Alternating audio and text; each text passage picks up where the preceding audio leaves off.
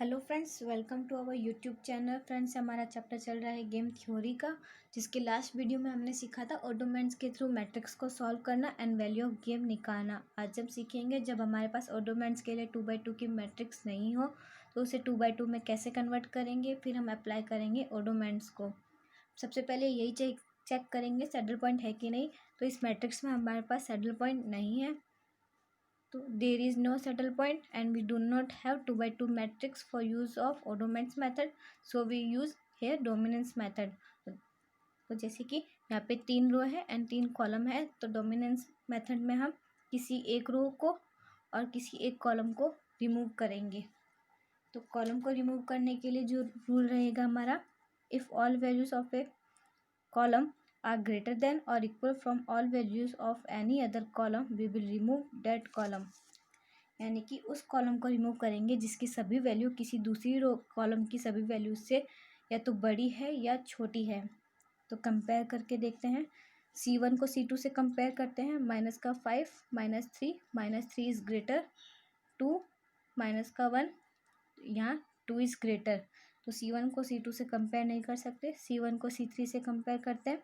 -5 1 1 is greater 2 and 2 are equal. -2 4 4 is greater, यानी कि C3 की सभी वैल्यू C1 की सभी वैल्यू से या तो बड़ी है और या इक्वल है। तो C3 कॉलम को हम रिमूव कर देंगे। उस ऑप्शन को रिमूव किया है जिससे प्लेयर C को मैक्सिमम लॉस हो रहा है। रो के लिए जो रूल रहेगा, if all values of a row are less than or equal from all values of any other row, we will remove that row।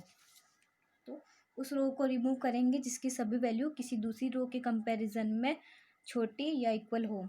R1 को R2 से कंपेयर करते हैं। -5 2 -5 छोटा है, -3 -1 -3 छोटा है, यानी कि R1 की सभी वैल्यू R2 की सभी वैल्यू से छोटी है। तो R1 को हम रिमूव कर देंगे। तो अब हमारे पास 2x2 की मैट्रिक्स है। सैडल पॉइंट चेक करेंगे है कि नहीं।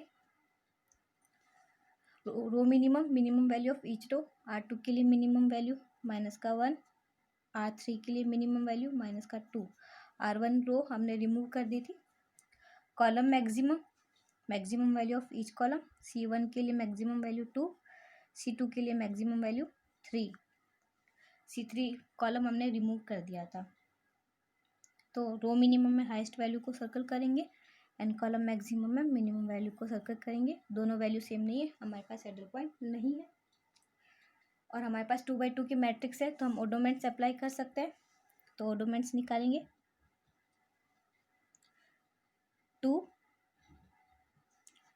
-1, यानी कि 2 -1 minus plus equals to 3 -2 -3 -2 -3 -5 minus ignore करेंगे 5। C2 डायरेक्ट करेंगे -1 -3 -4 माइनस इग्नोर करेंगे +4 2 -2 plus 2 + 2 equals to 4 4 and 4 8 5 and 3 8, total हमारी इक्वल आ रही है। वैल्यू ऑफ गेम निकालेंगे। 2 × 5 plus -2 × 3, very simple, ×3 divided by total लिखेंगे, तो टोटल हमारे पास है 8। 2 × 5 इक्वल टू 10 -2 × 3 -6 8 इक्वल्स टू 4/8 और 1/2। तो वैल्यू ऑफ गेम हो गया 4/8 और 1/2। स्ट्रेटजी, R1 रो हमने रिमूव की थी, तो R1 का रेशियो रहेगा 0, R2 का रेशियो रहेगा 5/8, R2 के लिए 5/8 एंड R3 का रेशियो रहेगा 3/8। प्लेयर C के लिए स्ट्रेटजी, C1 का रेशियो 4/8 या फिर 1/2, C2 का रेशियो 4/8 या फिर 1/2, C3 कॉलम हमने रिमूव किया था, तो C3 का रेशियो 0। इस तरीके से हम, जब हमारे पास 2/2 की मैट्रिक्स नहीं है, उसे 2/2 में कन्वर्ट करेंगे, फिर ऑटोमेंट्स अप्लाई करेंगे। चलिए एक और एग्जांपल लेते हैं। सैडल पॉइंट चेक किया, सैडल पॉइंट नहीं है, यहाँ पे हाईएस्ट वैल्यू 2, मिनिमम वैल्यू 4 रहेगी, दोनों सेम नहीं है। कंपेयर करते हैं B1 को B2 से। 4 is greater, but 2 and 4, B2 का 4 इज ग्रेटर। तो B1 को B3 से कंपेयर करते हैं। 4 and 4 equal, 2 and 0, 2 is greater, 4 and 8 is greater. तो B2 को B3 से कंपेयर करके देखते हैं। 2 and 4 is greater, 4 and 0, here 4 is greater, यानी कि कोई भी कॉलम रिमूव नहीं हो पा रही। तो रो को कंपेयर करके देखते हैं। 4 and 2 is less than 2 and 4, 2 here 4 is greater. A1 को A3 से कंपेयर करते हैं। 4 and 4 equal, 2 and 0, 0 is less than 4 and 8, here 8 is greater. A2 को A3 से करते हैं, 2, लेकिन यहाँ 4 बड़ा है, तो कोई भी रो और कॉलम रिमूव नहीं हो रही है, तो हम एवरेज मेथड अप्लाई करेंगे। तो कॉलम के लिए एवरेज मेथड का जो रूल रहेगा, if all values of a column are greater than और equal from average of all values of other any 2 column, we will remove that column.